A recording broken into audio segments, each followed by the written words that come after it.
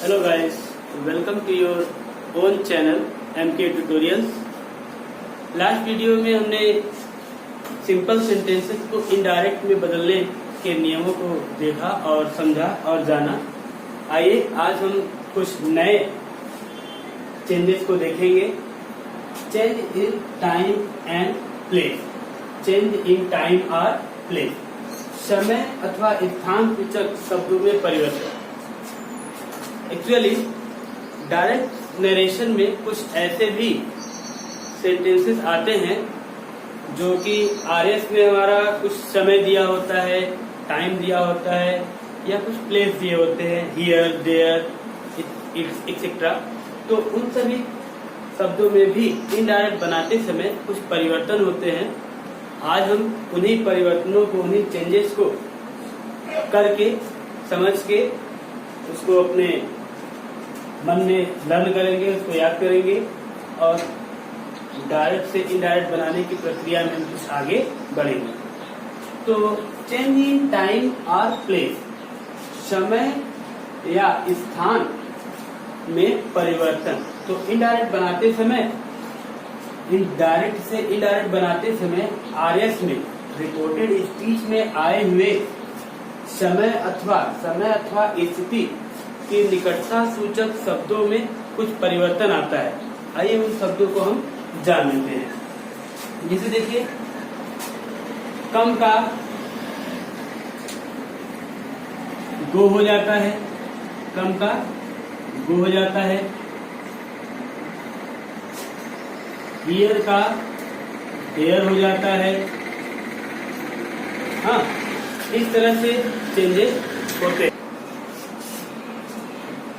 Next month हो जाएगा, next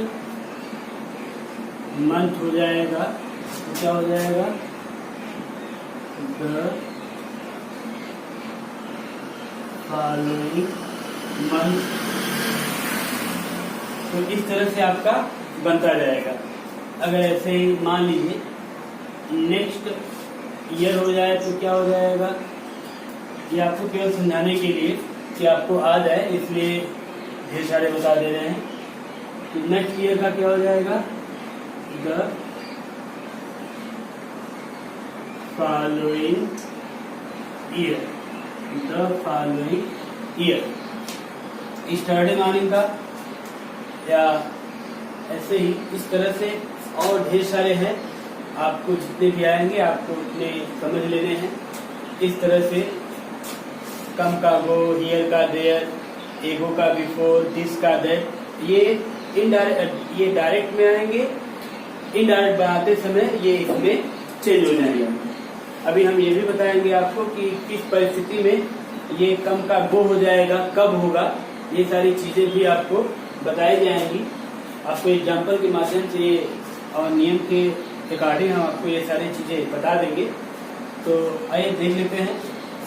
this का दैट हो जाएगा, हाइदर का थाइदर हो जाएगा, हाइदर का थाइदर हो जाएगा, दीस का दोज हो जाएगा, नाउ का देन हो जाएगा, दस का सो, जस्ट का देन, हेंस का देंस, टू नाइट का दैट नाइट, टुडे का that day, yesterday the previous day और the day before, last night का द प्रीवियस नाइट और the night before, last year का द प्रीवियस ईयर और the year before, next week का the following week, next month का the following month, next year का the following year. इस तरह से जो भी आएंगे आपका होता रहेगा। तो आइए हम कुछ एग्जाम्पल के माध्यम से इनको और देख लेते हैं। आइए रूल नंबर 1 देखते हैं। रूल नंबर 1, जब डायरेक्ट स्पीच में कम के बाद कोई निकटता सूचक शब्द, कम के बाद कोई निकटता सूचक शब्द आता है तो हम उस स्थिति में कम को गो में बदल लेते हैं। कब कम को गो में बदलेंगे, जब कम के बाद कोई निकटता सूचक शब्द आ जाए।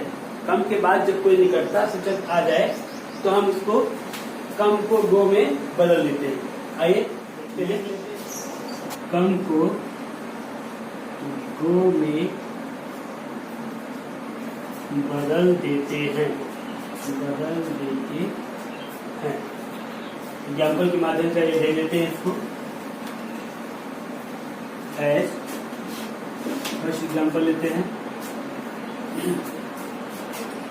As she shape comma double inverted comma देखते हैं। He is coming here double inverted comma close. ध्यान दीजिए, कम के बाद कोई निकटता सूचक शब्द प्रयुक्त हुआ हो तब इनडायरेक्ट स्पीच बनाते समय हम कम को गो में बदल देते हैं, वैसे नहीं।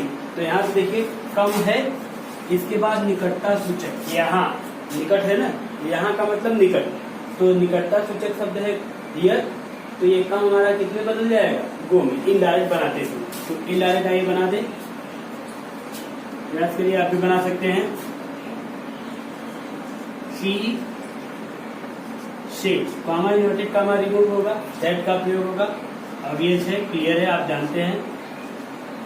और ये देखिए थर्ड पर्सन का प्रोनाउन है, आरएस का सब्जेक्ट, रिपोर्टेड स्पीच का सब्जेक्ट थर्ड पर्सन का प्रोनाउन ही है, इसलिए इनडायरेक्ट बनाते समय उनमें कोई परिवर्तन नहीं होगा। टेंस में परिवर्तन होगा क्योंकि यहाँ पे आरवी का वर्ब पास्ट में है, तो ये भी पास्ट में हो जाएगा। ही वाज हो जाएगा, ही के साथ वाज का प्रयोग। कमिंग, सॉरी, कमिंग को हम बदल देंगे going, going there, going there हो जाएगा। इस तरह से इसमें बदल जाएगा। आइए एक और एग्जाम्पल के माध्यम से इसको देख लेते हैं। एज सेकेंड एग्जाम्पल लेते हैं। He shape comma double inverted comma में देखते हैं। आई विल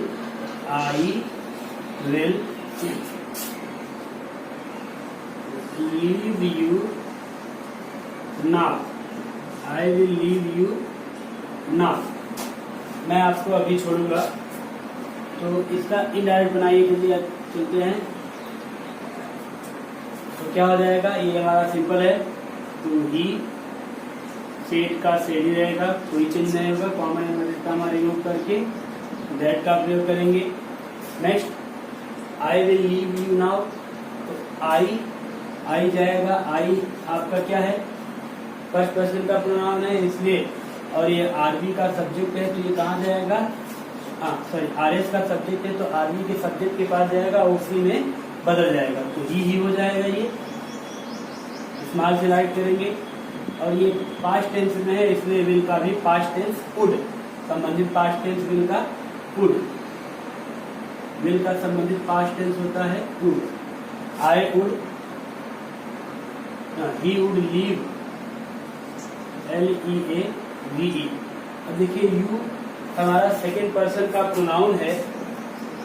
अब यहाँ पे कोई आपका ऑब्जेक्ट नहीं है, तो आप इसको किस में बदल सकते हैं, चाहे तो आप अब यहाँ पे ही लिए हैं, इसलिए आप चाहे तो ही में इसको चेंज कर सकते हैं, इसका ऑब्जेक्टिव ही में लिख सकते हैं, या तो ही में लिख सकते हैं।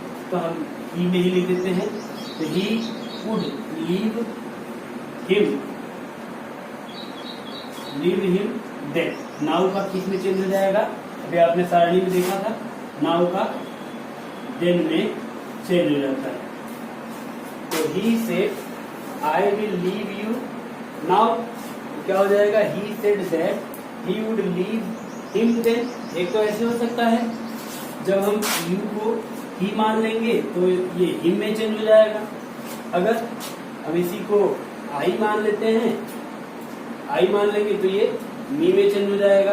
He said that he would leave me then, तो यहाँ पे मी उचित नहीं आ रहा है, अच्छा नहीं आ रहा है, इसलिए हम इसको हिम ज्यादा बेटर मानेंगे। आइए रूल नंबर सेकेंड की ओर बढ़ते हैं, देखते हैं।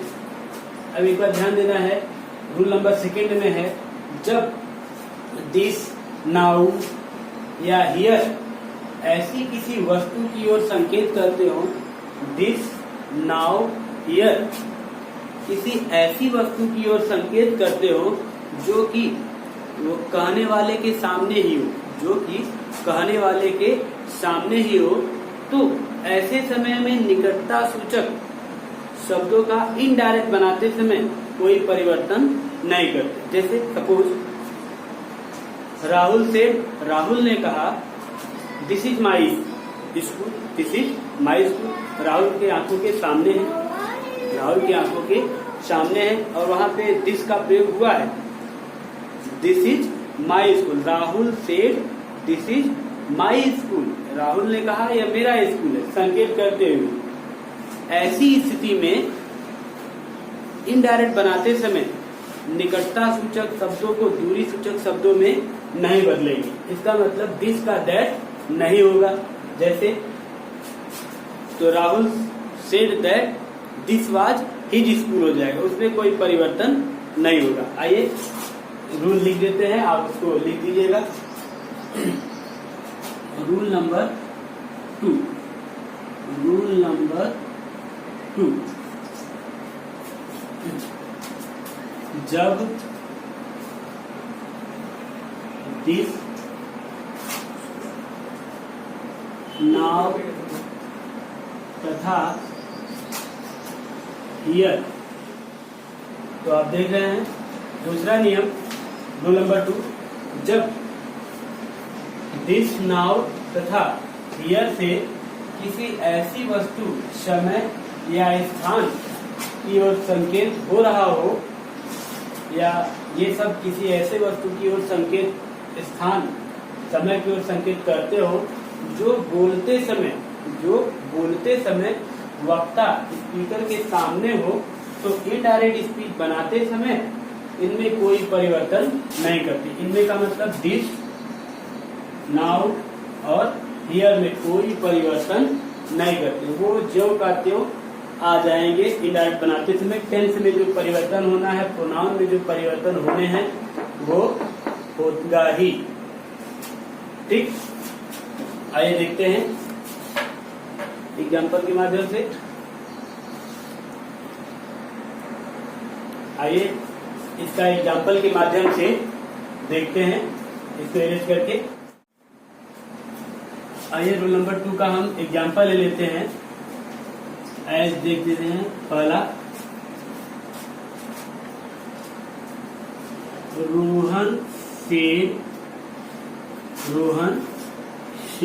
Comma inverted comma this is my school. आपने टेबल में सारणी में देखा कि दिस का दैट, कम का गो, हियर का देयर चेंज हो रहा था, और यहाँ पे देखिए आरएस में हमारा दिस आया है, लेकिन रूल नंबर 2 के अकॉर्डिंग दिस को दैट में चेंज नहीं करेंगे। तब उस स्थिति में जब बोलते समय वह चीज, वह स्थान वक्ता के सामने हो, तो जब रोहन कह रहा था कि दिस इज माई स्कूल, तो वो स्कूल रोहन के सामने ही था, इसलिए इसमें कोई परिवर्तन नहीं होना है। हाँ, टेंस में परिवर्तन होगा, प्रोनाउन में जो परिवर्तन होने थे वो होगा, लेकिन इसमें निकटता सूचक शब्द को दूरी सूचक शब्द में नहीं बदलेंगे। तो क्या हो जाएगा इसका, रोहन से कॉमा इन्वर्टेड कॉमा को रिमूव करके कनेक्टर दैट का प्रयोग करेंगे। अब दिस को हम दैट में चेंज नहीं करेंगे, क्योंकि ये रोहन के बोलने के समय यह उसके आंखों के सामने था, बिल्कुल सामने था, इसलिए उसमें कोई परिवर्तन नहीं करेंगे। जब कोई चीज बोलते समय वक्ता के सामने होगा, स्पीकर के सामने होगा, तो उस समय निकटता सूचक शब्दों को दूरी सूचक शब्द में बदलेंगे नहीं। तो क्या हो जाएगा, दिस, और ये वाज हो जाएगा, टेंस में परिवर्तन होगा ही, दिस वाज। माई का क्या हो जाएगा, माई फर्स्ट पर्सन है इसलिए जाएगा रोहन के पास, और ये पसेसिव में है तो third person, Rohan third person है तो पसेसिव उसका ही होता है, थर्ड पर्सन, उसका पसेसिव क्या हो जाएगा, हिज स्कूल। ओके, और एग्जाम्पल ले सकते हैं, सेम रहेगा, कोई विशेष चिन्ह नहीं होगा। As she said to me, comma double inverted comma में क्लोज करते हैं। This is my old house, this is my old house. क्या हो जाएगा?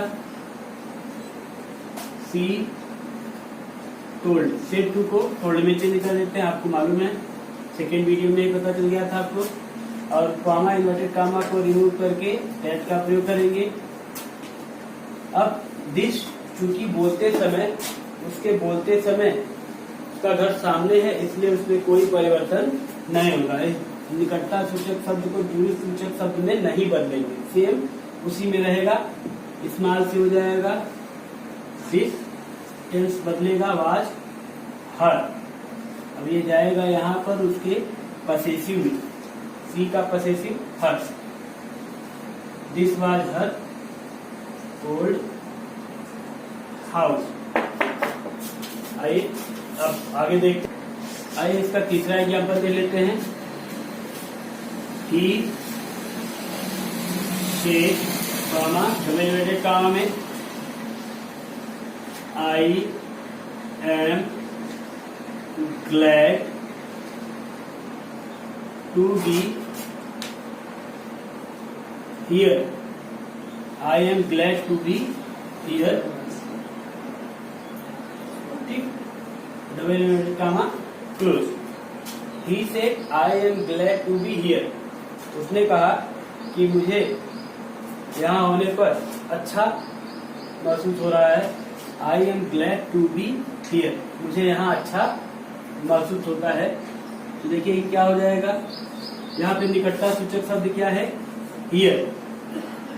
लेकिन यहाँ वो जगह, वो स्थान उसके सामने का है, इसलिए उसमें कोई परिवर्तन नहीं होगा। हियर का यहाँ पे दियर में चेंज नहीं करेंगे। रूल नंबर 2 के अकॉर्डिंग, इसके रूल नंबर 2 के अकॉर्डिंग हियर का हम यहाँ पे दियर में चेंज नहीं करेंगे। क्या हो जाएगा? ही सेड, सेड का सेड ही रहेगा, कॉमा इन्वर्टेड कॉमा को रिमूव करके दैट का प्रयोग करेंगे। आई जाएगा आरबी के सब्जेक्ट के पास और उसी में चेंज हो जाएगा आई। ठीक, आई ही में चेंज हो जाएगा और ये ही के साथ पास्ट टेंस में वाज या वर का प्रयोग होता है, इसलिए वाज का प्रयोग करेंगे। He was glad to be here. यहाँ पे अगर हम थोड़ा सा कुछ चाहे अगर बढ़ा दे, अगर कुछ शब्द और लगा दे, हियर दिस मॉर्निंग कर दे, दिस मॉर्निंग और शब्द मान लीजिए बाहर लेते हैं, तो क्या हो जाएगा? He said that he was glad to be here. This का अब यहाँ पे दैट हो जाएगा। दैट, दिस मॉर्निंग आया है, एक शब्द ये है, इसलिए दैट मॉर्निंग में चेंज हो जाएगा। आइए एक और एग्जाम्पल के माध्यम से इसको और अच्छी तरह से समझ लेते हैं। एग्जाम्पल 4, जैसे चौथा एग्जाम्पल लेते हैं। Abhay said to me, Abhay said to me, comma double inverted comma लेते हैं। I will do it now, I will do it now. तो नाउ क्या है? मैं इसे अभी करूंगा। कोई चीज को करने की बात अभी अभी तुरंत आंखों के सामने की बात है, इसलिए इस नाउन में भी इनडायरेक्ट बनाते समय कोई चेंजेस नहीं आएंगे। एग्जाम्पल देख लेते हैं।